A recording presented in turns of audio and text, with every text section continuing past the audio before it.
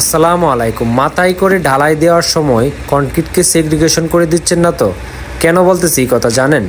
আপনারা যখন মাথায় করে ঢালাইটা কোনো বিমে অথবা বেজে দেন, তখন খেয়াল রাখতে হবে ঢালাইটা যখন অনেক উপর থেকেই ফালানো হয় তখন পাথর এবং বালি এই পদার্থগুলো আলাদা হয়ে যায়।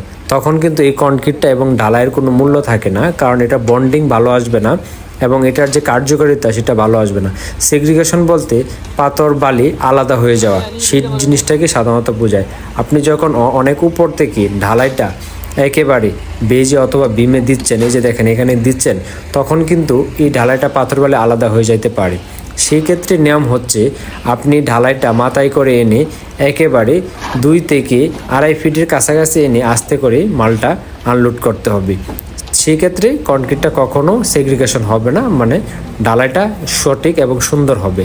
এই জিনিসগুলো খেয়াল রাখবেন, তা না হলে কনক্রিট যখন আপনি ঢালাই দিবেন এই জিনিসগুলো আলাদা হয়ে যাইলে আপনি এই ঢালাইটা ভালো বন্ডিং আসবে না এবং ভালো স্ট্রেংথ আসবে না।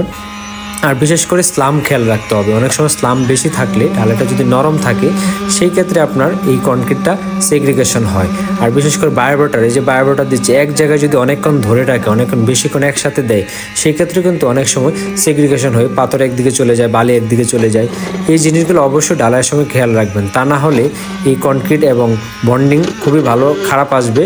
সেই ক্ষেত্রে আপনার স্ট্রেংথ একেবারেই বাজে স্ট্রেংথ আসবে। এখানে দেখেন যে স্লামটা এটা সঠিক ভালো একটা স্লাম, সেই দিক দিয়ে আপনাদের সব দিক দিয়ে নজর দিয়েই আপনার ঢালাইটা করতে হবে, তা না হলে ভালো স্ট্রেংথ আসবে না। পরবর্তী ভিডিওতে আরও ভালো কিছু নিয়ে আসবে।